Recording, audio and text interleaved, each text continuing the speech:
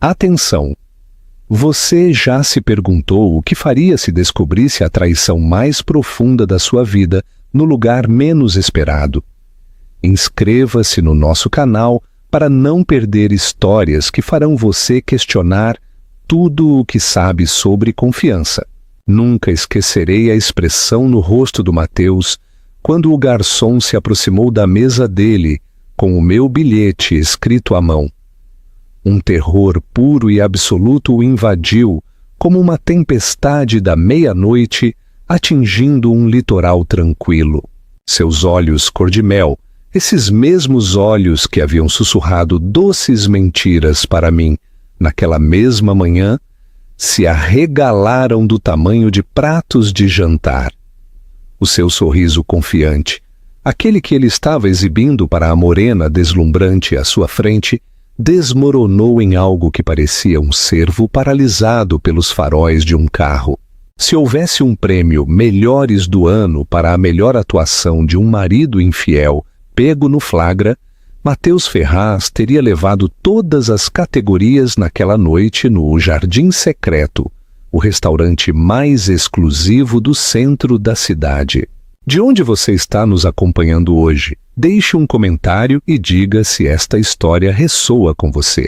Mas deixe-me dizer uma coisa: a verdadeira atuação, o ato verdadeiramente digno de um Oscar, não foi a patética demonstração de pânico do Mateus. Foi a minha, sentada ali, nas sombras daquele restaurante à meia-luz, vendo meu marido de 12 anos jantar e cortejar outra mulher com dinheiro da nossa conta conjunta. Eu tinha me transformado de esposa devastada em mestre orquestradora da justiça no intervalo de exatamente 47 minutos. Esse foi o tempo que levei para passar de ser a mulher que o havia beijado na despedida às 7 da manhã, desejando-lhe sorte em seu jantar de negócios de emergência, para a mulher que estava prestes a servir-lhe a refeição mais cara da sua vida. Uma porção de verdade com um acompanhamento de consequências que ele nunca esqueceria. A conta? O bilhete era simples, até elegante, escrito em um papel creme que eu havia pegado, emprestado, do balcão da hostess do restaurante, enquanto fingia retocar a maquiagem. Apenas 14 palavras que destruiriam o elaborado castelo de cartas que o Mateus vinha construindo há Deus sabe quanto tempo. 14 palavras que exporiam cada mentira, cada desculpa, cada noite até tarde no escritório pelo que realmente eram. O garçom, que Deus o abençoe, entendeu imediatamente quando deslizei aquele pedaço de papel dobrado, junto com uma nota de R$100. Para o cavalheiro de terno azul marinho na mesa 12, sussurrei. E por favor, eu adoraria ver a reação dele. O que aconteceu depois foi como ver uma dança de destruição perfeitamente coreografada se desenrolar em câmera lenta. Os dedos bem cuidados do Mateus, as mesmas mãos que haviam acariciado meu rosto naquela manhã, prometendo que estaria em casa às 9, tremeram enquanto ele desdobrava o papel. Observei da minha posição estratégica atrás da coluna de mármore como a confusão se transformou em reconhecimento, o reconhecimento em horror, e o horror em algo que se parecia notavelmente com um homem percebendo que todo o seu mundo estava prestes a colapsar ao seu redor, como um castelo de cartas num furacão. A acompanhante dele, que visão ela era com seu vestido vermelho escarlate, que provavelmente custava mais do que o aluguel mensal da maioria das pessoas. Ela se inclinou para a frente com a preocupação estampada em suas feições, perfeitamente esculpidas. Era exatamente o tipo de mulher que o Mateus sempre dizia achar exigente demais quando observávamos as pessoas juntos em tempos mais felizes. Cabelo loiro caindo em ondas estilo Hollywood, lábios pintados da cor de sangue fresco, diamantes brilhando em sua garganta, capturando a luz das velas como estrelas cadentes. Tudo o que eu não era. Tudo o que, aparentemente, ele tinha decidido que queria, em vez da mulher que o havia apoiado durante a faculdade de Direito, que havia apoiado seu sonho de abrir seu próprio escritório e que havia acreditado em cada uma das mentiras que saíram de sua língua afiada. O copo de água escorregou das mãos do Mateus, como se seu sistema nervoso tivesse simplesmente esquecido como funcionar.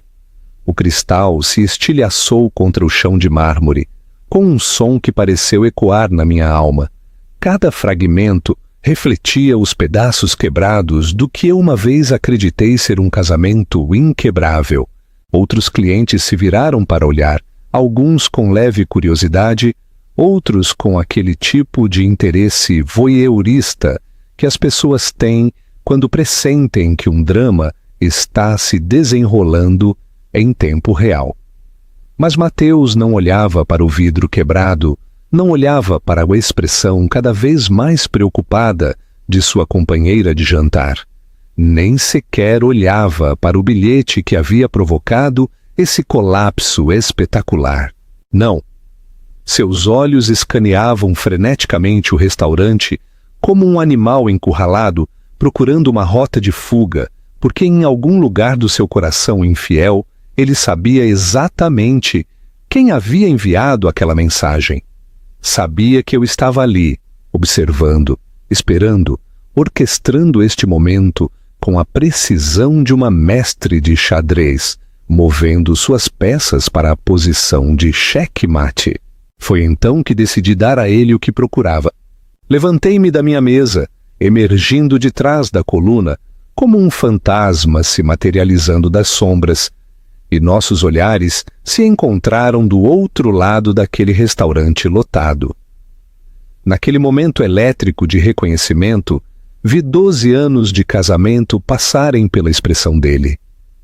Nosso dia de casamento. Nosso primeiro apartamento. As promessas que fizemos. Os sonhos que compartilhamos.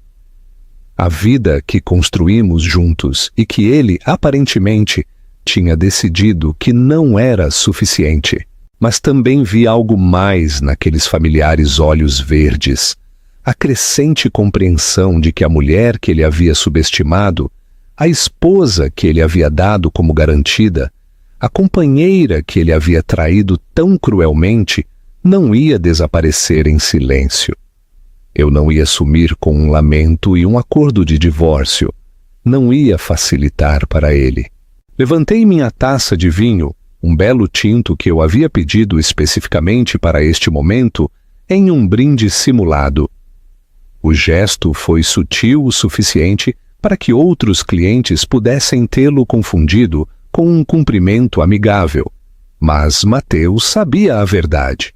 Ele entendeu exatamente o que aquela taça levantada significava. Fim de jogo, querido. Checkmate, sua vez.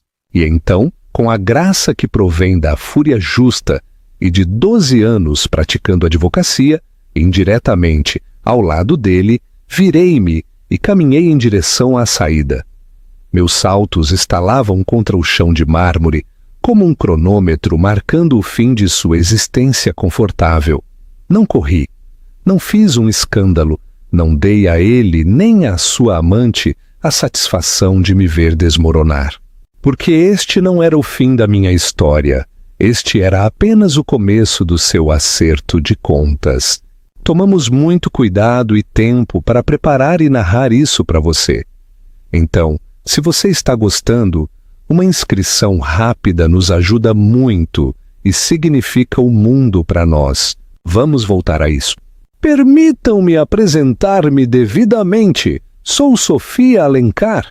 E até exatamente 4 horas antes daquele momento, no Jardim Secreto, eu era apenas uma esposa devota que acreditava que seu casamento de 12 anos estava construído sobre uma base de respeito mútuo, sonhos compartilhados e confiança inabalável. Eu era a mulher que ainda sentia borboletas no estômago quando o de Mateus cruzava a porta da frente da nossa casa depois de um longo dia em seu escritório de advocacia. A mesma mulher que havia passado a última década e meia acreditando que éramos parceiros em todos os sentidos da palavra, nos negócios, na vida, no amor. Eu era uma terapeuta familiar bem-sucedida, com meu próprio consultório no coração do bairro nobre da cidade, ajudando casais a navegar seus desafios de relacionamento, enquanto, ironicamente, permanecia completamente cega às rachaduras que se formavam no meu próprio casamento. O que você acha dessa ironia profissional? Cada dia eu me sentava diante de maridos e mulheres que não conseguiam se comunicar, que haviam se distanciado, que lutavam com problemas de confiança, e os guiava de volta um ao outro com a confiança de alguém que acreditava ter tudo resolvido. Enquanto isso, meu próprio marido vivia uma vida dupla bem debaixo do meu nariz, espertamente treinada. Mateus e eu nos conhecemos durante nosso último ano na faculdade. Ele era o carismático estudante de direito que conseguia encantar professores e colegas com sua inteligência rápida e aqueles olhos verdes devastadores. Eu estava completando meu mestrado em psicologia, atraída por sua inteligência e pelo que tolamente acreditei ser sua integridade. Nosso namoro foi um turbilhão de sessões de estudo noturnas, debates filosóficos com café e sonhos de mudar o mundo juntos. Ele seria um advogado de defesa que lutaria pela justiça, e eu curaria famílias. Íamos ser um casal poderoso, fazendo da cidade um lugar melhor, um caso, uma família de cada vez. E por um tempo pareceu que estávamos vivendo esse sonho. Mateus estabeleceu a Ferraz em Associados 5 anos depois de se formar, especializando-se em direito corporativo, em vez da defesa criminal que ele havia planejado originalmente. Mas sucesso era sucesso. O dinheiro era melhor, ele havia argumentado, e poderíamos fazer mais bem ao mundo se estivéssemos financeiramente seguros primeiro. Abri meu consultório 3 anos depois, focando na terapia matrimonial e familiar. Compramos a bela casa em estilo colonial numa rua arborizada, com a cerca branca no jardim, onde eu passava as manhãs de sábado cuidando das rosas, com as quais o Mateus me surpreendia durante a semana, cortando ramos frescos para o meu consultório. Éramos o casal que os outros invejavam, os Ferraz, que organizavam jantares onde os colegas advogados do Mateus se misturavam com meus amigos terapeutas, criando uma mistura perfeita de intelecto e calor humano. Éramos o casal que fazia viagens anuais para a Toscana, que completava as frases um do outro, que tinha piadas internas que nos faziam rir até doer o estômago. Pelo menos isso é o que eu pensava que éramos. Eu era a esposa que nunca se perguntava por que o Mateus começava a trabalhar até cada vez mais tarde. Na minha profissão, eu entendia as exigências de construir um escritório de sucesso. Eu o apoiava quando ele começou a viajar com mais frequência para o desenvolvimento de clientes, mesmo quando isso significava jantar sozinha 3 noites por semana. Eu entendia quando ele se tornava distante, atribuindo isso ao estresse e à pressão de fazer o escritório crescer.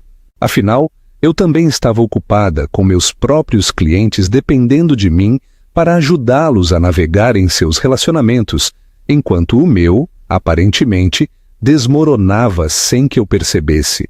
Mateus era o marido que ainda me trazia café na cama todos os domingos de manhã, que lembrava de ligar para minha mãe no aniversário dela, que deixava pequenos bilhetes na minha pasta dizendo o quanto estava orgulhoso do meu trabalho. Ele era o homem que me abraçava quando eu chorava depois de sessões particularmente difíceis com clientes, que me ouvia desabafar sobre o desamor que eu presenciava diariamente no meu consultório. Ele era meu melhor amigo, meu confidente, meu porto seguro em um mundo que podia ser cruel e imprevisível. Ah, isso eu acreditava. Olhando para trás agora, posso ver os sinais que minha formação profissional deveria ter detectado. A nova colônia que apareceu em sua bancada. Um aroma sofisticado e amadeirado diferente do que eu vinha comprando para ele em aniversários e natais há anos. A forma como ele começou a manter o telefone virado para baixo durante o jantar, quando costumava compartilhar memes engraçados e histórias de trabalho durante nossas refeições.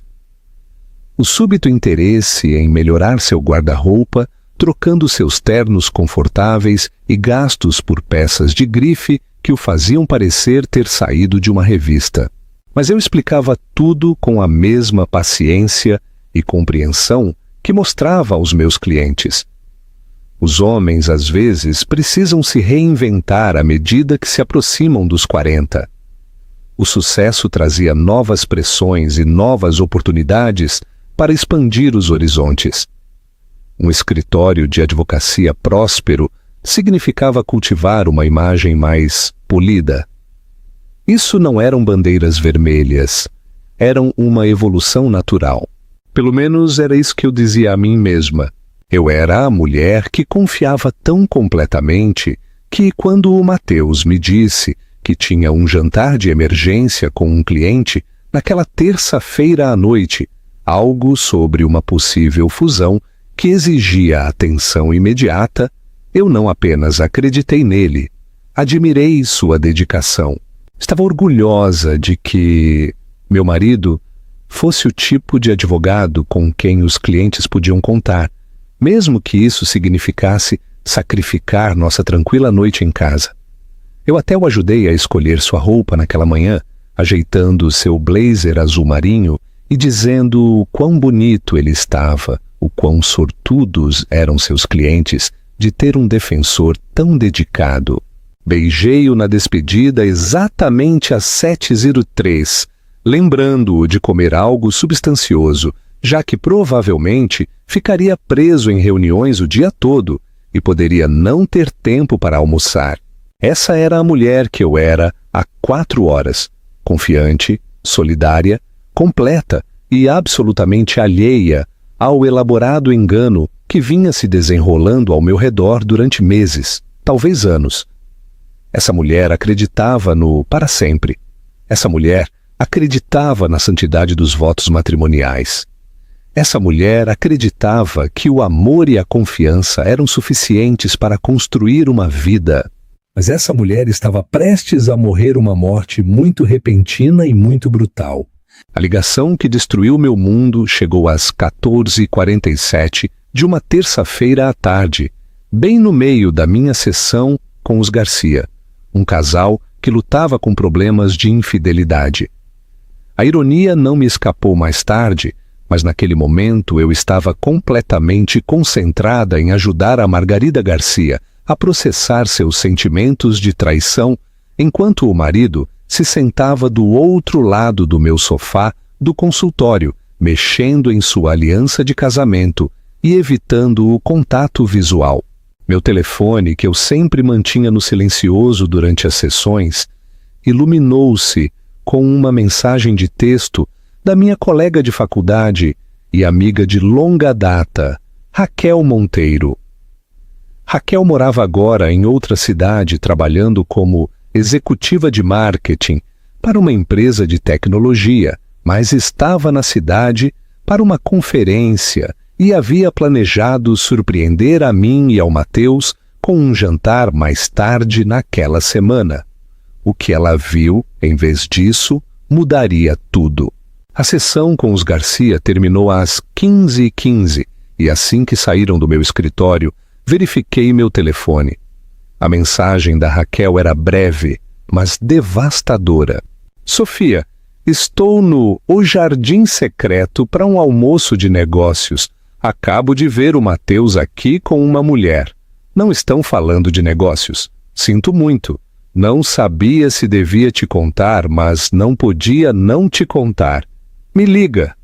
Minhas mãos começaram a tremer antes que meu cérebro pudesse processar completamente o que estava lendo.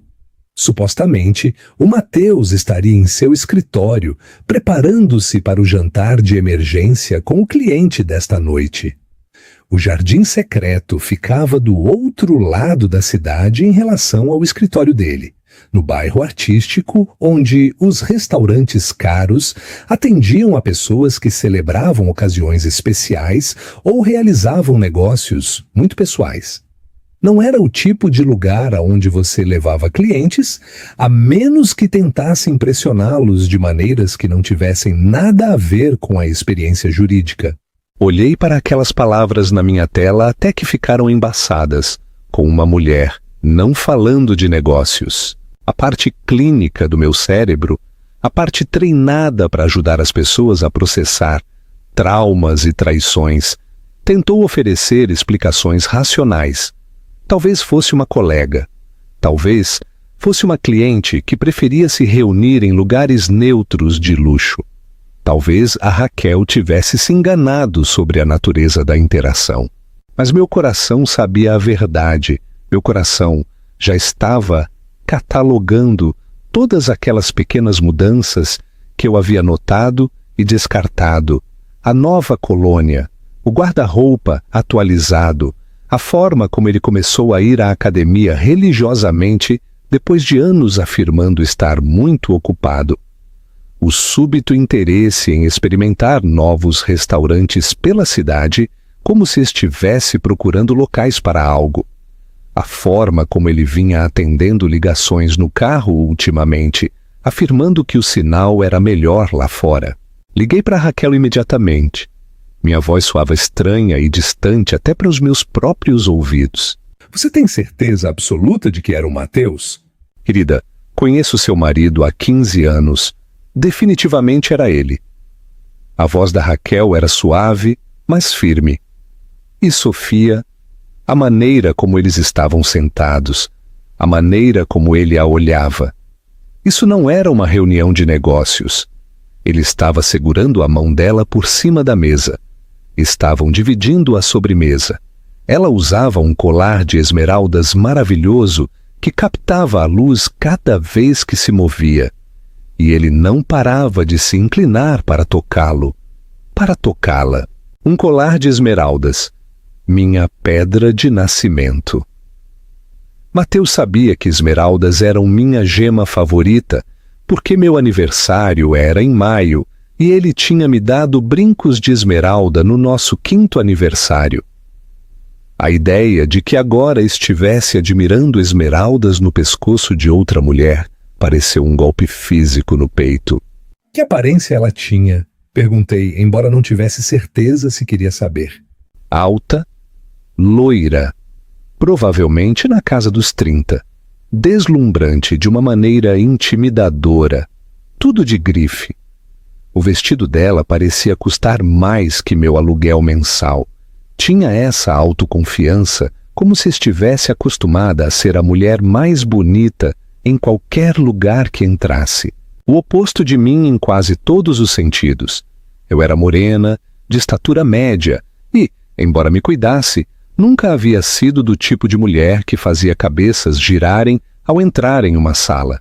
Era acessível, calorosa, o tipo de mulher em quem as pessoas se sentiam confortáveis confiando. Aparentemente, o Mateus tinha decidido que queria algo diferente. Alguém que parecesse ter saído de uma revista, em vez de estar sentada diante de casais, chorando num consultório de terapia. Quanto tempo estão aí? Consegui perguntar. Cheguei a uns 30 minutos e já estavam bem avançados na refeição. Pelo que parece, estão aí há um tempo. Sofia, odeio ser eu a te dizer isso, mas parecem confortáveis juntos. Como se não fosse a primeira vez. As palavras me atingiram como uma marreta no peito. Isso não era um momento de fraqueza, um deslize único que poderia ser explicado ou perdoado. Esta era uma relação estabelecida, completa com gestos íntimos e uma familiaridade confortável. Isso era o Mateus vivendo uma vida completamente separada, da qual eu não sabia nada. Afundei na cadeira do meu escritório, olhando pela janela para o estacionamento onde não estava o carro do Mateus, porque supostamente ele estava no escritório do outro lado da cidade, preparando-se para seu jantar de negócios desta noite. O jantar de negócios que aparentemente estava acontecendo agora mesmo, só que não com o tipo de negócio que eu havia imaginado. "Eles ainda estão aí?" perguntei. "Sim, acabaram de pedir café. Parece que vão ficar mais um pouco." Minha mente começou a calcular. O jardim secreto ficava a 20 minutos de carro do meu consultório se não houvesse trânsito. Poderia chegar antes que terminassem o café. Poderia entrar e confrontar os dois, criar o tipo de cena que envergonharia o Mateus na frente da... O que era ela? Sua namorada? Sua amante? A mulher com quem, aparentemente, planejava passar a tarde enquanto me dizia que era trabalho. Mas algo mais profundo que a raiva estava me invadindo. Algo mais frio e calculado. Se eu invadisse lá agora, emocional e despreparada, o Mateus teria a vantagem. Ele era advogado, treinado para pensar rápido sob pressão, hábil na elaboração de explicações que soavam plausíveis, mesmo quando eram invenções completas. Encontraria uma maneira de minimizar isso, de me fazer sentir que estava reagindo de forma exagerada, de me convencer de que o que eu estava vendo não era o que pensava que era. Não, se eu ia confrontar a traição do meu marido, faria isso nos meus termos, com o elemento surpresa firmemente do meu lado. "Raquel", disse, minha voz se estabilizando com uma nova resolução. "Preciso que você me faça um favor. Continue observando, mas não deixe que te vejam. Envie-me uma mensagem quando se prepararem para ir embora. Estou indo para lá, mas não vou confrontá-los. Ainda não." "O que você pensa em fazer?" perguntou ela. Olhei para o meu reflexo na janela do meu escritório, vendo como a esposa devastada começava a se transformar em algo mais duro, mais perigoso. Vou conseguir um lugar na primeira fila para as mentiras do meu marido e depois vou mostrar a ele exatamente o que acontece quando você subestima a mulher a quem prometeu amar e honrar pelo resto da vida. O trajeto até o jardim secreto pareceu os 20 minutos mais longos da minha vida, mas também como a preparação para uma batalha. Quando estacionei o carro, sabia exatamente o que ia fazer. Sentei-me no meu carro fora do restaurante por exatamente 7 minutos, vendo outros casais caminharem de mãos dadas pelas elegantes portas de vidro do restaurante, completamente alheios ao fato de que todo o meu mundo estava desmoronando a apenas 6 metros de seus jantares românticos. Minhas mãos agarravam o volante com tanta força que meus nós dos dedos tinham ficado brancos, e eu podia sentir meu coração batendo contra minha caixa torácica, como um pássaro engaiolado desesperado por escapar. Mas eu precisava de provas. Provas reais, inegáveis, concretas, que tornassem impossível para o Mateus se safar com sua língua de prata e sua formação jurídica. O testemunho da Raquel era devastador, mas o Mateus era hábil em criar uma dúvida razoável, em fazer com que as pessoas questionassem o que acreditavam ter visto.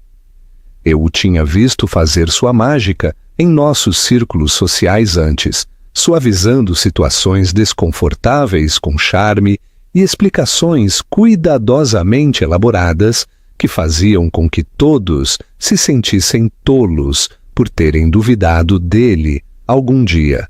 Tirei meu telefone e liguei para o restaurante diretamente, usando minha voz mais profissional, o mesmo tom que usava ao realizar triagens para novos clientes de terapia. Boa tarde. É do consultório da doutora Alencar, ligando para confirmar um agendamento. Acredito que o Sr. Matheus Ferraz tem uma reserva aí hoje. A hostess foi imediatamente prestativa. Assim, o Sr. Ferraz é um dos nossos clientes habituais. Está aqui agora mesmo, na verdade, na mesa habitual dele para 2. Quer que eu lhe dê um recado? Sua mesa habitual. Cliente habitual. As palavras me atingiram como golpes físicos. Isso não era uma indiscrição única ou um momento de fraqueza. Isso era um padrão, uma rotina, toda uma vida separada que o Matheus vinha vivendo enquanto eu permanecia completamente alheia em casa, planejando nosso futuro e acreditando em nosso para sempre. Não é necessário nenhum recado, consegui dizer.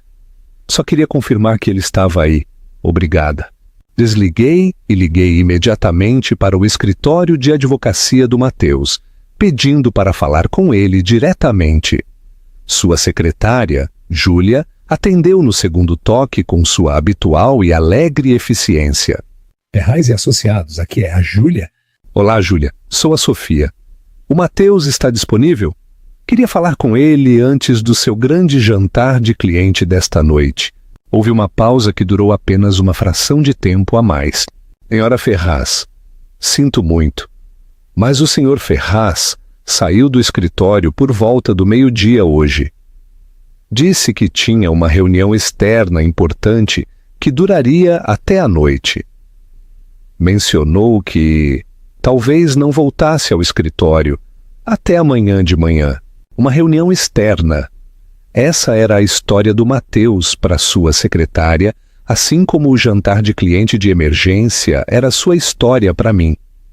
Perguntei-me quantas versões diferentes dos eventos desta noite ele havia elaborado, adaptando cada mentira à sua audiência específica.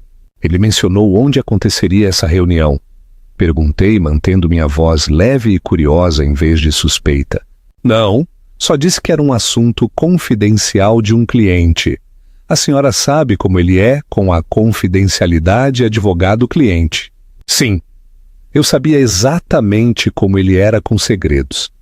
Aparentemente ele era melhor nisso do que eu jamais havia imaginado. Agradeci a Júlia e desliguei. Depois abri imediatamente meu aplicativo do banco para verificar a atividade de nossa conta conjunta. O que encontrei ali revirou meu estômago. Nos últimos 3 meses tinha havido cobranças regulares no O Jardim Secreto. Sempre para exatamente 2 pessoas. Sempre nas tardes de terça-feira. Sempre cobrados no nosso cartão de crédito conjunto. O mesmo cartão que eu usava para comprar mantimentos e pagar os suprimentos do meu escritório. Felizmente ignorante de que também estava financiando a aventura do meu marido. Mas isso não foi o pior. Enquanto eu rolava pelas cobranças, encontrei um padrão de gastos que pintava uma imagem de uma vida dupla tão elaborada que teria impressionado escritores de ficção. Compras de joias na joalheria Esplendor. Cobranças na lingerie exclusiva, uma boutique de luxo. Flores da floricultura mais cara da cidade, entregues em um endereço que eu não reconhecia. Cobranças de hotel num resort de luxo, a 1 hora da cidade. Sempre reservado para pacotes de fim de semana românticos. Minhas mãos tremiam tanto que mal podia segurar meu telefone. Cada compra era uma traição. Cada cobrança, uma mentira. Cada transação, uma prova de que, enquanto eu estava construindo o que acreditava ser nossa vida juntos, o Matheus estava construindo uma existência completamente separada com outra pessoa. Fiz capturas de tela de cada cobrança suspeita, construindo metodicamente um arquivo digital de provas que nenhuma das habilidades jurídicas do Matheus poderia explicar. O colar de esmeraldas que a Raquel tinha mencionado? Aí estava uma cobrança de R$ 22.000 na joalheria Esplendor, há 2 semanas. Na mesma semana em que o Mateus me disse que estava ocupado demais com o trabalho para celebrar nosso aniversário de casamento corretamente, prometendo que faríamos algo especial quando as coisas se acalmassem no escritório. As compras de lingerie me davam náuseas físicas. Mateus não me comprava nada íntimo há anos, alegando que não era bom em escolher esse tipo de coisa. Aparentemente, ele tinha desenvolvido um grande talento para comprar para outra pessoa. Liguei para a joalheria Esplendor em seguida, novamente usando minha voz profissional. Olá, sou a doutora Alencar, ligando por causa de uma compra recente que meu marido fez. Mateus Ferraz. Acredito que ele comprou um colar de esmeraldas há umas 2 semanas. A vendedora mostrou-se imediatamente entusiasmada. Sim, o Sr. Ferraz é tão romântico. Ele veio várias vezes nos últimos meses, sempre procurando algo especial para a namorada dele. O colar de esmeraldas era uma peça particularmente linda. Ele disse que o verde era a cor favorita dela porque combinava com os olhos dela. Sua cor favorita, os olhos dela, não os meus. Mateus sabia perfeitamente que meus olhos eram castanhos e que as esmeraldas eram especiais para mim pelo meu aniversário, não pela cor dos meus olhos. Ele havia criado uma narrativa romântica completamente nova com essa mulher, completa com detalhes íntimos e preferências pessoais que não tinham nada a ver com sua esposa. Ele mencionou que estavam celebrando um marco especial. Continuou a vendedora alegremente. 6 meses juntos, acho que ele disse. Foi muito específico em querer algo que comemorasse a ocasião adequadamente. 6 meses! Mateus vinha mantendo esse relacionamento há meio ano, tempo suficiente para estabelecer aniversários e marcos dignos de celebrar com joias caras, enquanto eu me preocupava com seus níveis de estresse e o aumento de horas de trabalho. Ele estava se apaixonando por outra pessoa. Eu o perdi. Agradeci à joalheira e desliguei. Depois, sentei-me no meu carro olhando a entrada do restaurante, processando a magnitude do que havia descoberto. Isso não era uma aventura passageira. Era uma vida alternativa completa. Mateus não apenas traiu nosso casamento. Ele construiu sistematicamente um elaborado engano que envolvia nossas finanças, nosso tempo e, aparentemente, nosso futuro. Meu telefone vibrou com outra mensagem de texto da Raquel. Estão pedindo a conta. Parece que se preparam para ir embora logo. Você já está aqui? Olhei para a fachada elegante do O Jardim Secreto, sua iluminação quente derramando-se sobre a calçada, onde outros casais chegavam para seus próprios jantares, suas próprias celebrações, seus próprios relacionamentos, presumivelmente honestos.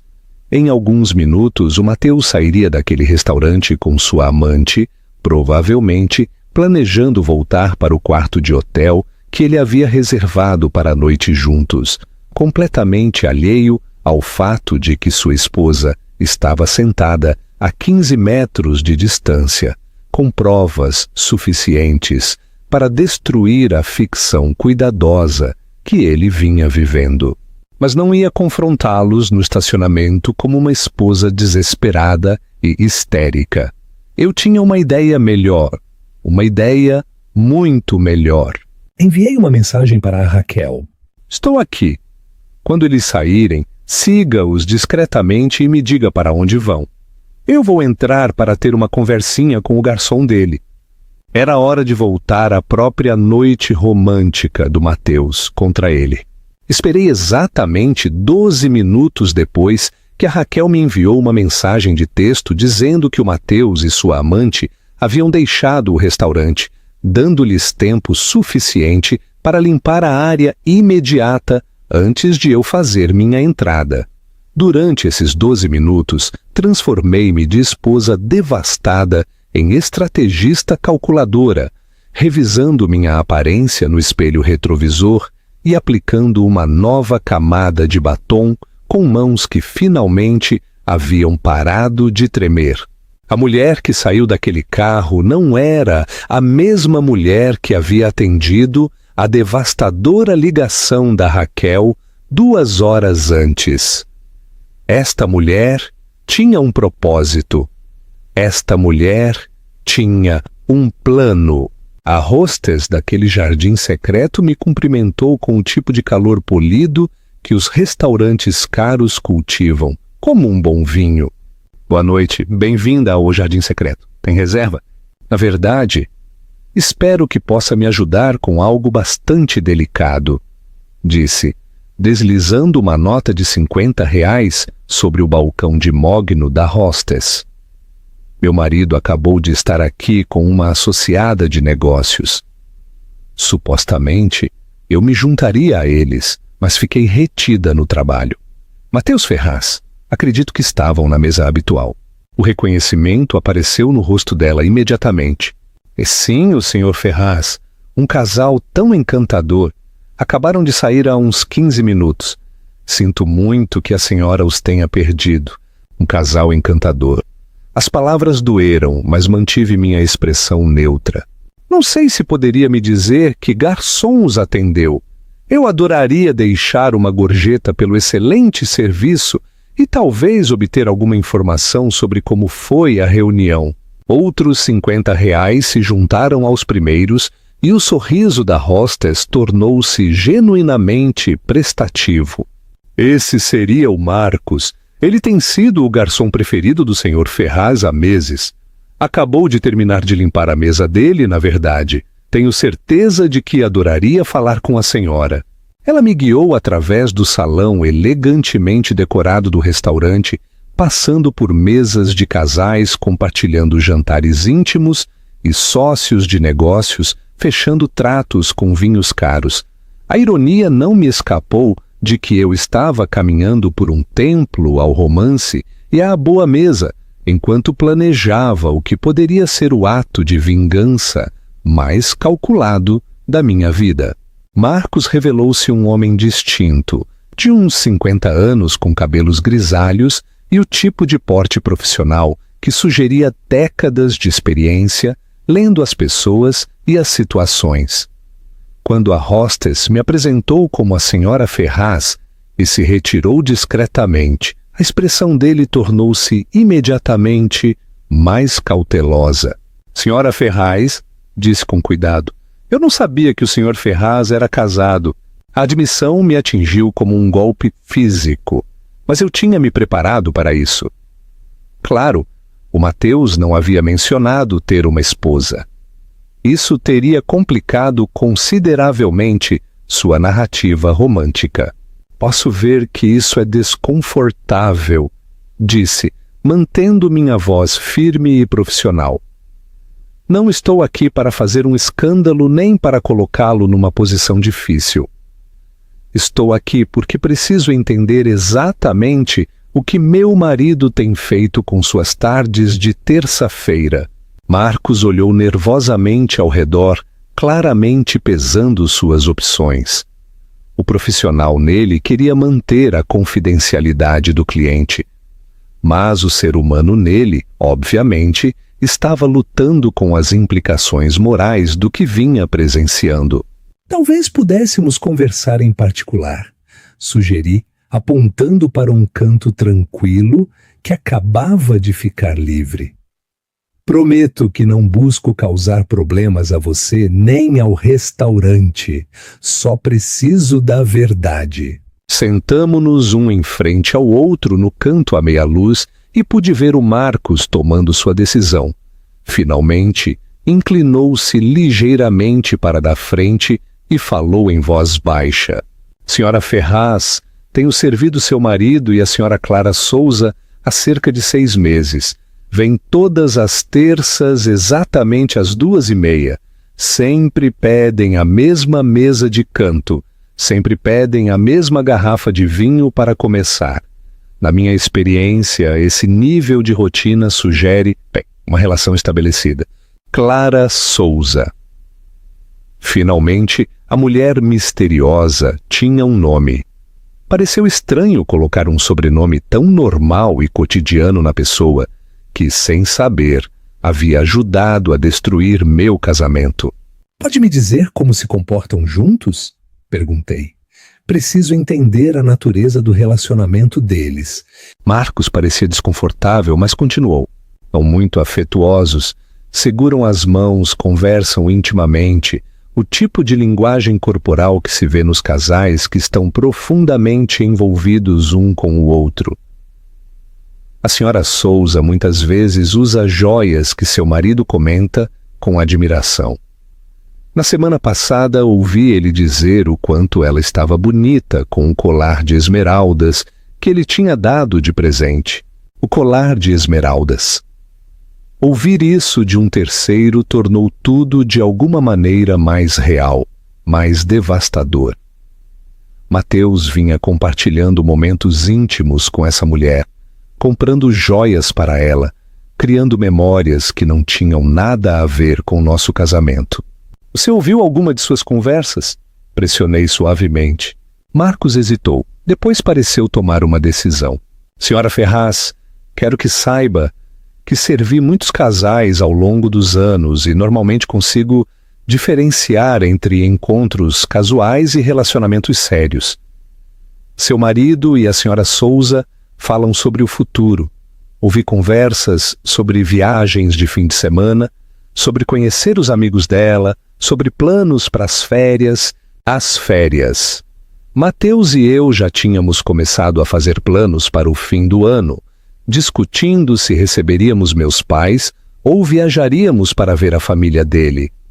Tudo enquanto ele, aparentemente, fazia planos de férias completamente diferentes com outra mulher. Há mais alguma coisa que acha que eu deveria saber? Perguntei.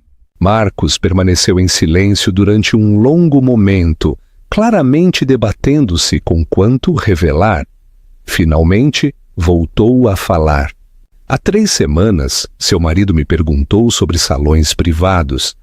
Disse que estava planejando algo especial para o aniversário da senhora Souza, no próximo mês. Algo que exigia absoluta privacidade e romantismo. Deixou um depósito para a nossa suíte mais exclusiva, uma celebração de aniversário, um salão privado. Mateus estava planejando elaborados gestos românticos para esta mulher, enquanto mal se lembrou de reconhecer meu próprio aniversário no mês anterior com um buquê de flores comprado às pressas no supermercado. Marcos, disse, tirando meu telefone e mostrando-lhe uma foto do Mateus e eu no nosso último jantar de aniversário. Preciso que me faça algo e valerá a pena. Ele estudou a foto, sua expressão cada vez mais preocupada à medida que reconhecia o Mateus. O que a senhora precisa, senhora Ferraz? Na próxima terça-feira, quando vierem para o almoço habitual, quero que entregue um recado ao meu marido. Um recado muito específico que vou escrever para ele. Tirei minha bolsa e peguei um pequeno caderno e uma caneta. Mas primeiro, preciso que me diga tudo o que se lembre das conversas deles, cada detalhe, cada plano que tenham feito, cada momento íntimo que tenha presenciado. Durante os 20 minutos seguintes, o Marcos me forneceu um catálogo devastador da vida secreta do meu marido.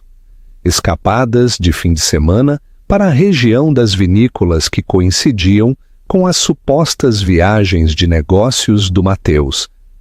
Discussões sobre o trabalho da senhora Souza em uma firma de marketing no centro da cidade, o que explicava como provavelmente haviam se conhecido durante alguma interação profissional. Planos para umas férias de Natal em Campos do Jordão, que soavam notavelmente similares à viagem que o Mateus havia sugerido que fizéssemos juntos. O mais doloroso foi que o Marcos tinha ouvido o Mateus falar para a senhora Souza sobre seu casamento infeliz. Com uma mulher que era mais como uma colega de quarto do que uma esposa. Alguém que estava focada demais na carreira para nutrir o relacionamento. As mentiras eram tão elaboradas, tão detalhadas, que percebi que o Mateus vinha criando essa narrativa alternativa há meses, talvez mais tempo. Enquanto Marcos falava, tomei notas cuidadosas, construindo uma imagem completa da vida que o Mateus vinha vivendo sem mim. Cada detalhe seria útil para o que eu estava planejando. Cada conversa ouvida, outra peça de munição para a confrontação que eu estava orquestrando. Quando terminou, levantei a vista das minhas anotações e o olhei nos olhos. Marcos, vou escrever algo e na próxima terça-feira quero que entregue ao Mateus exatamente como faria com qualquer outro recado. Pode fazer isso por mim? Ele assentiu lentamente. Senhora Ferraz, pelo que vale, sinto muito que esteja passando por isso. Em todos os meus anos de serviço, nunca gostei de ver alguém viver uma mentira. Sorri sombriamente e comecei a escrever, elaborando a mensagem perfeita. Uma que destruiria o engano confortável do Mateus da maneira mais pública e humilhante possível. A armadilha estava montada. Agora só tinha que esperar até terça-feira para ativá-la. A terça-feira seguinte chegou com um tipo de clareza de outono que fazia tudo parecer mais nítido, mais definido. Eu tinha passado os 6 dias anteriores planejando meticulosamente cada detalhe do que tinha chegado a considerar o dia do juízo final do Mateus. Durante esses 6 dias, mantive a fachada perfeita da esposa desprevenida, continuando nossas rotinas normais, enquanto documentava secretamente cada mentira que saía dos lábios dele. Na segunda-feira à noite, Mateus tinha me beijado na despedida antes de sair para o que ele afirmava ser uma sessão de estratégia tardia com seus sócios sobre uma próxima fusão. Não me espere, querida, tinha dito, ajeitando a gravata no espelho do corredor. Isso pode se prolongar até bem depois da meia-noite. Sorri para ele e disse que entendia. Até o ajudei a escolher uma gravata que complementaria seu terno azul marinho. O que não lhe disse foi que eu já tinha confirmado que os escritórios da Ferraz em Associados estavam completamente às escuras às 20h e que sua sessão de estratégia era, na verdade, um jantar romântico no La Trattoria, um íntimo restaurante italiano do outro lado da cidade, seguido de uma noite no hotel. Sabia disso porque tinha contratado uma detetive particular. Rebeca Vidal foi muito recomendada por uma das minhas colegas terapeutas que tinha utilizado seus serviços durante seu próprio divórcio, complicado 3 anos antes. Rebeca era minuciosa, discreta e surpreendentemente acessível para alguém com sua reputação. Durante a última semana, ela me havia fornecido um dossiê completo sobre a relação do Mateus com a Clara Souza. Porque sim, agora eu sabia seu nome completo, seu histórico profissional, o endereço do seu apartamento e até suas preferências de café. Clara tinha 32 anos, era diretora sênior de marketing numa agência de comunicação moderna, divorciada e sem filhos. E segundo a investigação da Rebeca, completamente alheia ao fato de que o Mateus era casado. As fotos que a Rebeca tinha tirado mostravam uma mulher genuinamente feliz, rindo das piadas do Mateus, olhando para ele com o tipo de adoração que eu lembrava sentir durante nossos primeiros anos juntos. De uma maneira distorcida, quase sentia pena dela. Era tão vítima do engano do Mateus quanto eu, só que de um ângulo diferente. Mas a compaixão teria que esperar. Hoje se tratava de justiça. Cheguei ao jardim secreto exatamente às 14h15, 15 minutos antes da hora habitual de chegada do Mateus e da Clara. Havia escolhido meu traje cuidadosamente. Um elegante vestido preto que me fazia parecer profissional e intimidadora, combinado com o colar de pérolas que o Mateus me dera no nosso 10º aniversário. Se ia confrontar a traição do meu marido, ia parecer a mulher bem-sucedida e segura de si em que eu tinha me tornado, apesar das mentiras dele. Marcos me viu imediatamente ao entrar no restaurante. Tínhamos falado 2 vezes mais durante a última semana, uma vez quando fui revisar a disposição dos assentos e outra ontem para confirmar os detalhes finais do nosso plano. Ele se aproximou de mim com um tipo de energia nervosa que sugeria que entendia a gravidade do que estávamos prestes a fazer. Senhora Ferraz, disse em voz baixa, guiando-me até uma mesa que oferecia uma vista perfeita do canto habitual do Mateus, enquanto me mantinha parcialmente oculta atrás de uma coluna decorativa. Tudo está disposto exatamente como a senhora solicitou. A mesa 12 está preparada e tem o seu recado pronto. Meti a mão na bolsa e tirei um envelope que continha uma generosa gorjeta para o Marcos, junto com uma nota escrita à mão, expressando minha gratidão por sua ajuda. Lembre-se, disse a ele, espere que peçam o vinho e se acomodem para conversar. Quero que estejam relaxados e confortáveis antes de entregar o recado. Marcos assentiu e se retirou para atender outras mesas, deixando-me sozinha com meus pensamentos e meu coração acelerado. Apesar de toda a minha preparação, apesar do planejamento cuidadoso e das provas que tinha reunido, ainda sentia o peso do que estava prestes a fazer. Em alguns minutos detonaria uma bomba no meio da vida dupla cuidadosamente construída do Mateus, e não haveria volta. Às 14h31, Mateus cruzou a porta principal do jardim secreto e meu fôlego cortou apesar de tudo o que eu sabia, de tudo o que havia preparado. Ele parecia bonito e seguro de si, com o terno cinza que eu o tinha ajudado a escolher no Natal passado, o cabelo perfeitamente penteado, seu sorriso brilhante de antecipação. Por um momento, ao vê-lo assim, quase pude entender por que a Clara tinha se apaixonado por ele. Mateus sempre tinha sido encantador quando queria ser.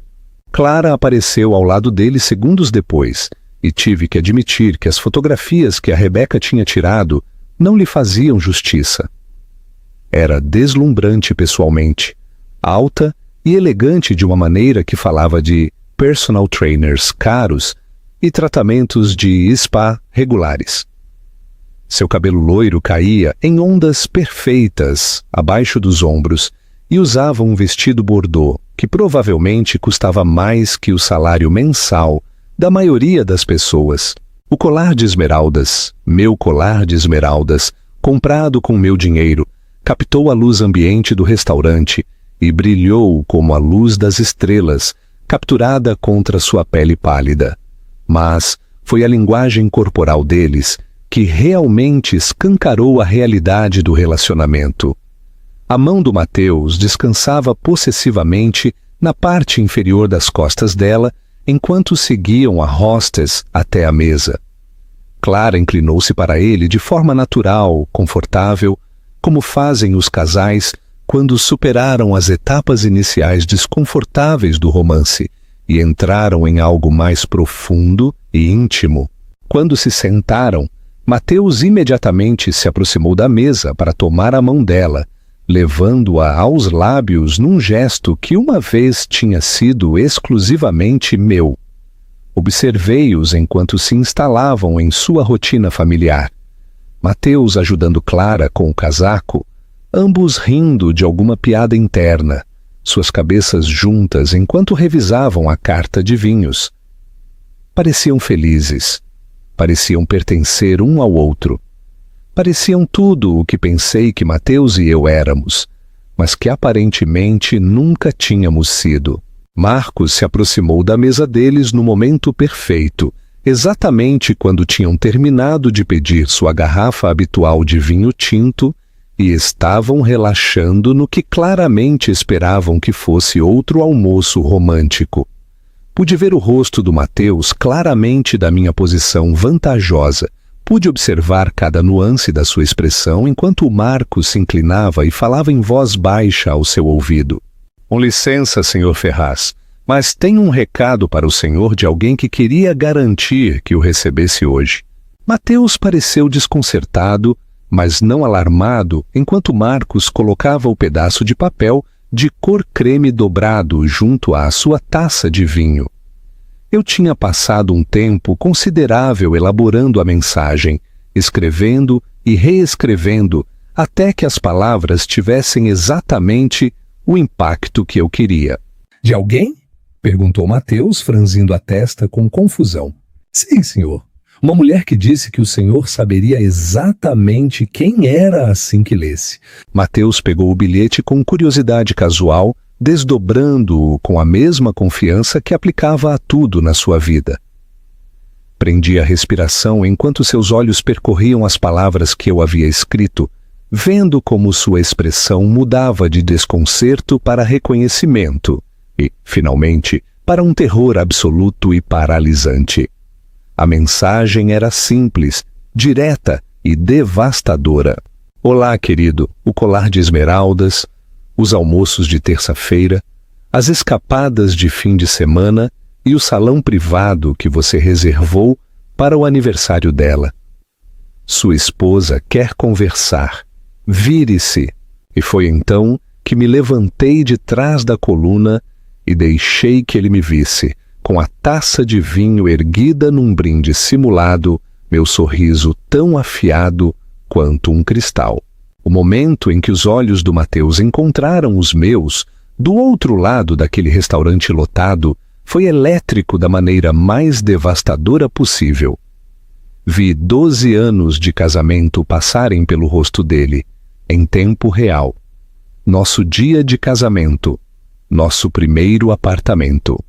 Manhãs de domingo preguiçosas, sonhos compartilhados, promessas sussurradas, tudo desmoronando em pó, enquanto a realidade da situação o atingia como um trem de carga. O rosto dele sofreu uma transformação espetacular, que teria sido quase cômica se não estivesse destruindo minha vida. A confiança casual desapareceu primeiro, substituída pela confusão. Depois o horror crescente. E, finalmente, algo que se parecia notavelmente com um animal encurralado, percebendo que não havia rota de fuga. Sua mão, ainda segurando meu bilhete, começou a tremer tão violentamente que o papel farfalhou audivelmente no ambiente refinado do restaurante. Clara, alheia ao drama que se desenrolava, inclinou-se para a frente com a preocupação gravada em suas belas feições. Mateus, o que houve? Você parece que viu um fantasma? Um fantasma? Que apropriado! Porque a mulher que o Mateus pensou que havia escondido a salvo em sua outra vida, a esposa que ele havia convencido a Clara de que não existia de nenhuma maneira significativa, acabava de se materializar para assombrar seu paraíso cuidadosamente construído. Mateus? Insistiu Clara, sua voz adquirindo um tom de preocupação. Quem enviou esse bilhete? O que diz? Pude ver o cérebro de advogado do Mateus tentando desesperadamente formular alguma explicação, alguma forma de minimizar a catástrofe que estava se desenrolando. Mas por uma vez na vida, as palavras pareceram abandoná-lo completamente. Abriu a boca, fechou-a, voltou a abrir como um peixe fora d'água. Foi então que decidi ajudá-lo. Comecei a caminhar em direção à mesa deles, meus saltos estalando contra o chão de mármore com o ritmo constante de uma marcha de execução. Outros clientes começavam a notar o drama. As conversas tornavam-se mais silenciosas à medida que as cabeças se giravam para seguir meu passo decidido pelo restaurante. Mateus seguiu minha aproximação com o tipo de fascinação horrorizada que as pessoas têm ao ver uma avalanche vindo em sua direção. "Olá, querido", disse quando cheguei à mesa deles, minha voz com calor suficiente para soar carinhosa, mas fria o suficiente para congelar o inferno. "Espero que não se importe que eu interrompa seu almoço romântico." A cabeça da Clara levantou-se bruscamente, seus olhos verdes, os mesmos sobre os quais o Mateus aparentemente havia escrito poesia, segundo os relatórios de vigilância da Rebeca, se arregalaram com confusão. "Desculpe, nós nos conhecemos? Não fomos apresentadas formalmente", respondi, estendendo minha mão com perfeita graça social. "Sou Sofia Alencar, a esposa do Mateus." As palavras atingiram a Clara como um golpe físico. Seu rosto empalideceu sob a maquiagem habilmente aplicada e pude ver sua mente correndo para processar essa informação impossível. "Esposa?" repetiu a palavra apenas um sussurro. Mateus finalmente encontrou sua voz, embora tenha saído como um grasnido sufocado. Sofia, o que você faz aqui? Isso não é o que parece. Eu ri então, um som que era a partes iguais amargo e genuinamente divertido. Sério, Mateus? Não é o que parece? Porque daqui de onde estou, parece exatamente que meu marido está tendo um almoço romântico com a amante, com a gravata que eu ajudei a escolher hoje de manhã. No restaurante onde vocês têm se encontrado todas as terças-feiras há 6 meses. A mão da Clara voou para a garganta, tocando o colar de esmeraldas que tinha se tornado um símbolo da traição do Mateus. "Mateus, você me disse que era divorciado. Disse que seu casamento acabou há anos, que só estava esperando a papelada ser finalizada." Ah, é? Virei-me para a Clara e, apesar de tudo, senti uma pontada de verdadeira simpatia por ela. "Isso é interessante, porque renovamos nossos votos há apenas 18 meses no Havaí. Tenho fotos se quiser ver." O restaurante tinha ficado notavelmente mais silencioso. Outros clientes agora olhavam abertamente para nossa mesa enquanto o drama se desenrolava. Marcos manteve-se por perto, claramente dividido entre a discrição profissional e a fascinação mórbida. Mateus fez uma última tentativa desesperada para recuperar o controle da situação. "Sofia, por favor, podemos discutir isso em particular? Este não é o lugar para... Para quê, Mateus? Para a honestidade, para esta verdade, para reconhecer que você tem vivido uma vida dupla enquanto eu planejava nosso futuro." Tirei meu telefone e rolei até as capturas de tela que eu havia feito dos nossos extratos bancários. "Deveríamos discutir isso em particular? A forma como você gastou em particular R$ 4.000 no colar dela, usando nossa conta conjunta? Ou a forma como reservou escapadas românticas em particular, enquanto me dizia que estava em viagens de negócios?" O rosto da Clara tinha passado de pálido para um tom esverdeado doentio. Mateus, isso é verdade? Você é realmente casado? Você realmente ainda vive com ela? É complicado, disse Mateus, fracamente. "Não, na verdade não é", interrompi. "Na verdade é bastante simples. O Mateus é casado comigo. Vivemos juntos na casa da Rua das Acácias. Dividimos uma cama, uma conta bancária, e até há cerca de uma semana pensei que dividíamos um futuro. A única parte complicada é como ele conseguiu te convencer do contrário." Clara levantou-se abruptamente, sua cadeira raspando contra o chão com um som áspero que ecoou no restaurante, de repente silencioso. "Tenho que ir", disse ela. Sua voz tremia. "Não posso. Isso é loucura. Mateus, você me disse que ela era basicamente uma estranha, que não tinham intimidade há anos, que só estava esperando o momento certo para apresentar os papéis do divórcio."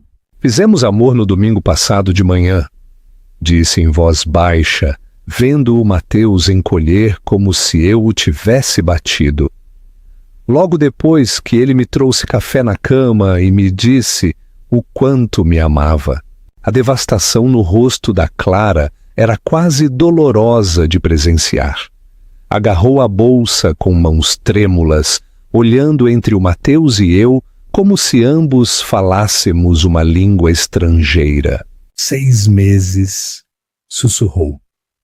6 meses acreditando que tinha encontrado alguém honesto. Alguém que me amava o suficiente para construir um futuro comigo. E você é apenas um mentiroso. Ambos casados e mentindo para todo mundo. Ela se virou para mim, as lágrimas começando a se formar naqueles olhos verdes que o Mateus aparentemente tinha achado tão cativantes. E você? Há quanto tempo sabe? Há quanto tempo tem nos observado planejando isso? 1 semana, respondi honestamente. Descobri há 1 semana e passei esse tempo documentando cada mentira que seu namorado contou para nós duas. Mateus finalmente pareceu encontrar sua coragem, levantando-se e agarrando o braço da Clara. Clara, por favor, me deixe explicar. Isso não é como eu queria que você descobrisse, mas... Ela se soltou do toque dele como se a tivesse queimado.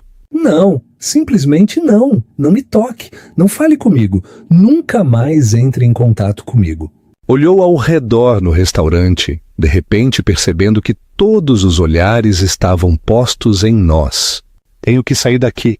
E com isso ela fugiu, praticamente correndo em direção à saída, deixando o Mateus ali parado, parecendo um homem que acabava de ver todo o seu mundo desabar em tempo real.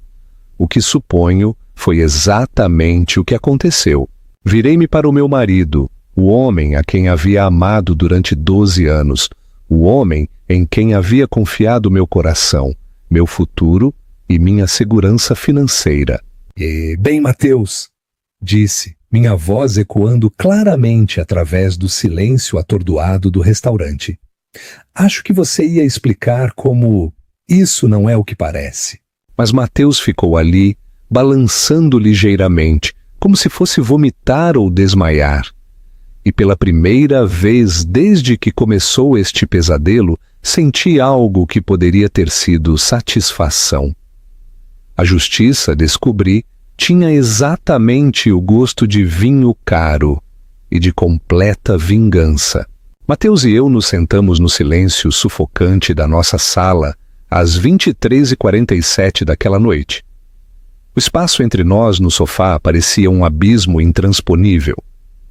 Ele mal havia falado durante o trajeto para casa, desde o jardim secreto, suas mãos agarrando o volante com uma intensidade de nós brancos, enquanto eu olhava pela janela do passageiro, vendo nosso bairro passar borrado numa mistura de casas familiares que de repente pareciam estranhas. O restaurante tinha se esvaziado ao nosso redor depois da saída dramática da Clara, outros clientes pagando suas contas às pressas e evitando o contato visual enquanto passavam pela nossa mesa. Mateus tinha voltado a sentar-se pesadamente, com a cabeça entre as mãos, enquanto eu, tranquilamente, terminava meu vinho e pedia a sobremesa. Se ia destruir meu casamento em público, pelo menos ia desfrutar do tiramisu. Agora, à luz do abajur da nossa casa, a casa que tínhamos escolhido juntos, decorado juntos, cheia de 12 anos de memórias compartilhadas, o Mateus parecia um homem que tinha envelhecido 1 década numa única tarde. Seu cabelo, normalmente perfeito, estava revolto de tanto passar os dedos por ele. Seu terno caro amassado, sua postura segura substituída pelos ombros caídos da derrota total. Diga alguma coisa, sussurrou finalmente, quebrando o silêncio que se estendia entre nós como um fio tenso prestes a arrebentar. Olhei para ele, realmente o olhei, estudando o rosto que havia beijado milhares de vezes ao me despedir, as mãos que haviam segurado as minhas durante nossa cerimônia de casamento, a boca que havia prometido me amar e honrar na alegria e na tristeza. O que você quer que eu diga, Mateus? Que entendo, que está tudo bem, que podemos superar isso? Ele levantou a cabeça, a esperança piscando naqueles olhos verdes que uma vez tinham feito meu coração palpitar. Podemos! Superar isso, quero dizer. A pergunta ficou suspensa no ar entre nós, carregada com 12 anos de história e as ruínas fumegantes de tudo o que tínhamos construído juntos. Levantei-me e caminhei até a lareira, passando meus dedos pelas fotografias emolduradas que documentavam nossa vida juntos. Nosso dia de casamento, quando ambos parecíamos tão jovens e seguros do nosso para sempre. Fotos de férias na Itália, Grécia, Campos do Jordão, celebrações de Natal com ambas as famílias, jantares de aniversário, festas. Uma dúzia de anos de momentos que pensei que eram preciosos para ambos. Fale-me dela, disse, sem me virar. Não as mentiras que você me contou, não a versão que deu à sua secretária ou aos seus amigos. Diga-me a verdade sobre a Clara Souza. Mateus permaneceu em silêncio durante tanto tempo que pensei que não responderia. Quando finalmente falou, sua voz era apenas audível. Eu a conheci numa conferência jurídica há 8 meses. Ela estava lá representando a empresa dela num painel sobre estratégias de marketing para serviços profissionais. Era inteligente, segura, diferente de mim, completei mentalmente quando ele se interrompeu. Diferente do que tínhamos nos tornado, corrigiu ele. Diferente do que éramos. Sofia, você tem que entender, tínhamos estado nos distanciando há anos. Éramos como colegas de quarto compartilhando espaço, passando pelas rotinas do casamento sem nenhuma conexão real. Virei-me então estudando o rosto dele. Você realmente acreditou nisso? Que éramos apenas colegas de quarto, não éramos? Ele se inclinou para a frente, sua voz adotando o tom persuasivo que eu o tinha ouvido usar nos tribunais. Quando foi a última vez que tivemos uma conversa real que não fosse sobre horários, contas ou trabalho? Quando foi a última vez que me olhou como antes? Quando foi a última vez que fizemos amor porque nos desejávamos, não apenas porque era esperado? Suas palavras arderam, porque havia um pingo de verdade enterrado nelas. Tínhamos caído em rotinas, padrões de comportamento que pareciam seguros e confortáveis, mas talvez carecessem da paixão dos nossos primeiros anos. Mas isso era o casamento, não era? A evolução da intensidade ardente para a constância calorosa, da necessidade desesperada para a companhia confortável. Então você decidiu encontrar essa paixão em outro lugar, disse. Em vez de falar comigo, em vez de sugerir terapia, em vez de trabalhar em nós, você escolheu trair tudo o que tínhamos construído juntos. Não era para ter acontecido, disse ele, a voz falhando. Simplesmente evoluiu. Uma conversa levou a outra. Depois, café. Depois, jantar. Quando percebi o que estava acontecendo, já estava envolvido demais. 8 meses, Mateus. 6 meses de almoços regulares, às terças-feiras, quartos de hotel, joias, cartas de amor. Isso não foi um momento de fraqueza ou um erro. Isso foi um relacionamento. Você estava construindo uma vida com ela enquanto mentia para mim todos os dias. Ele se levantou e começou a andar de um lado para o outro. A energia nervosa que lhe servira bem nos tribunais agora o fazia parecer um animal enjaulado. Quer saber a verdade? A verdade completa e honesta? Fui feliz com ela. Pela primeira vez em anos me senti vivo de novo. Me senti desejado, apreciado, interessante. Clara me olhava como se eu fosse o homem mais fascinante do mundo, não apenas alguém com quem dividir a hipoteca. A honestidade era brutal, mas eu tinha pedido por ela. E isso justificou as mentiras, o engano, usar nosso dinheiro para financiar sua aventura? Não, disse rapidamente. Nada justifica isso. Mas, Sofia, ambos sabemos que nosso casamento vem morrendo há anos. Eu só encontrei uma maneira de me sentir vivo de novo. Fazendo-me sentir morta por dentro? Caminhei até a janela, olhando para o jardim onde tínhamos plantado rosas juntos em tempos mais felizes. Sabe o pior de tudo, Mateus? Não é o sexo, embora isso doa. Nem sequer é o dinheiro, embora isso seja uma traição em si mesma. É que você reescreveu toda a nossa história para justificar suas ações. Você disse a ela que eu era fria, obcecada com minha carreira, que nosso casamento tinha acabado em tudo, menos no nome. Você criou uma versão de mim que era a vilã da sua história de amor. Nunca quis te machucar, disse ele, as palavras soando ocas até para seus próprios ouvidos. Mas machucou. Sistematicamente. Deliberadamente. Todos os dias durante 8 meses. Cada mentira que me contou. Cada mentira que contou a ela. Cada real que gastou com outra pessoa. Cada momento que a escolheu em vez de mim. Tudo me machucou.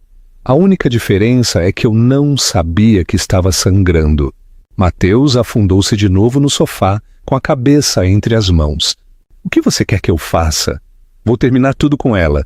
Deixarei meu trabalho, se for necessário, para evitar vê-la. Farei qualquer coisa para salvar nosso casamento. Ou é tarde demais para isso? Disse em voz baixa, surpreendendo-me com o quão calma eu soava.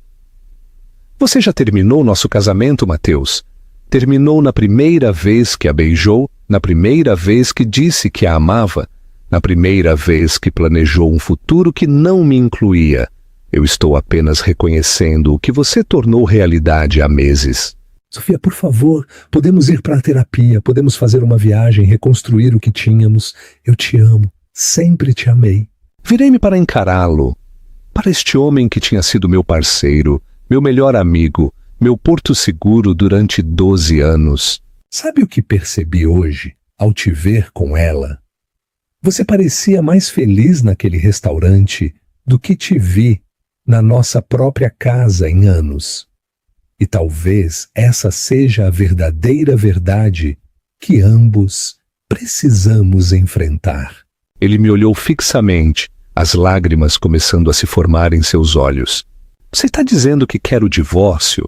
Estou dizendo que nosso casamento morreu em algum momento do caminho, e nenhum dos dois teve a coragem de reconhecer isso até que você encontrou outra pessoa que te fizesse sentir vivo.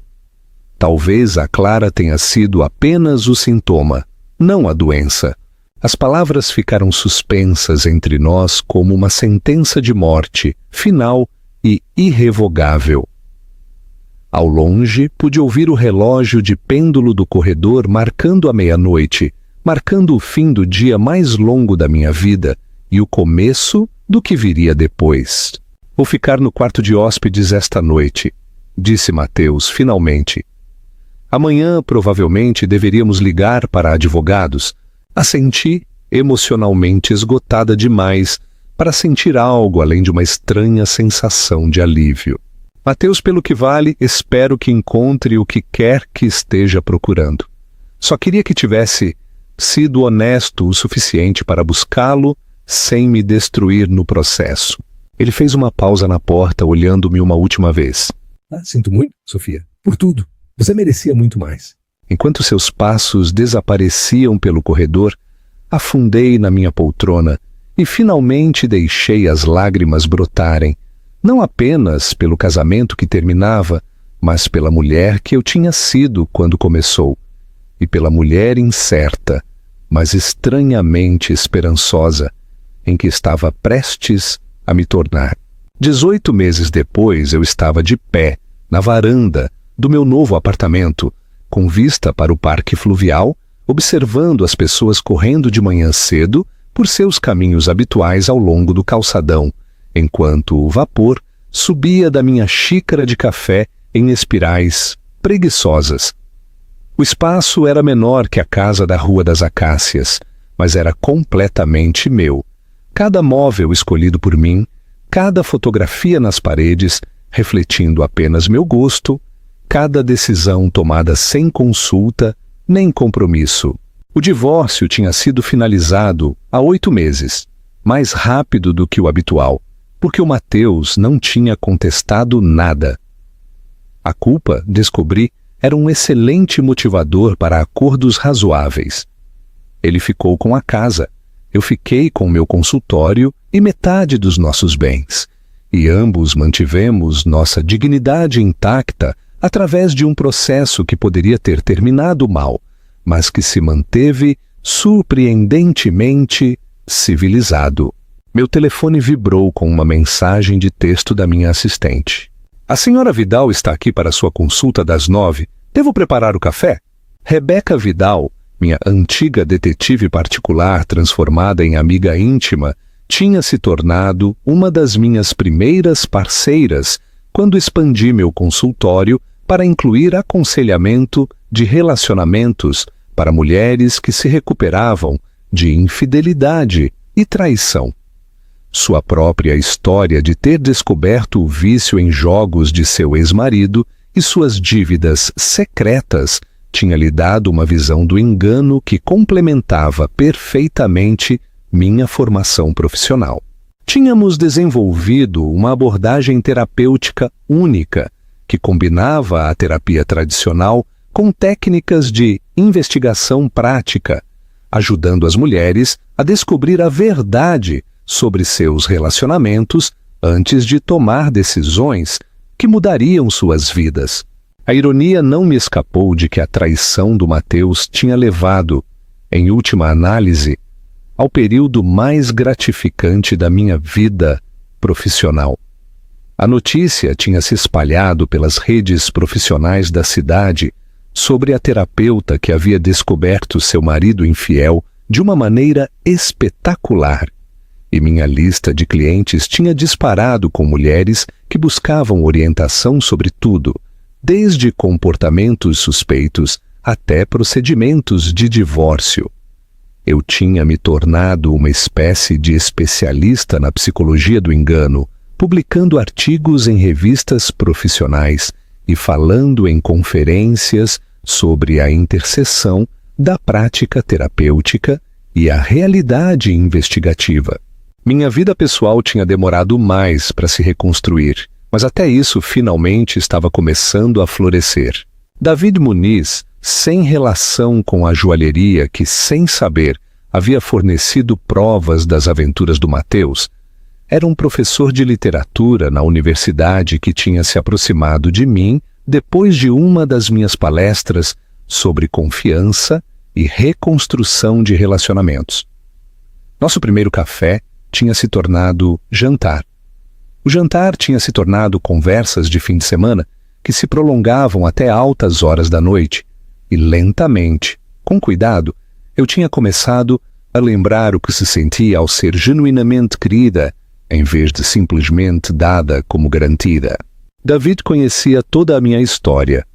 Tinha ouvido cada detalhe da traição do Matheus, sem julgar nem aconselhar, simplesmente aceitando minha experiência como parte do que me tinha tornado a mulher por quem ele se havia apaixonado.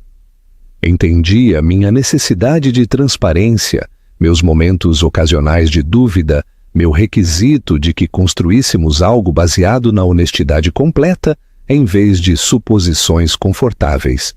O mais importante, ele me fazia rir, risadas profundas e genuínas das quais eu havia esquecido que era capaz de experimentar. As notícias da manhã soavam suavemente ao fundo enquanto me preparava para o meu dia, e um nome familiar captou minha atenção. Aumentei o volume para ouvir o apresentador discutir um escândalo jurídico que havia estourado em um dos escritórios de advocacia mais prestigiados da cidade.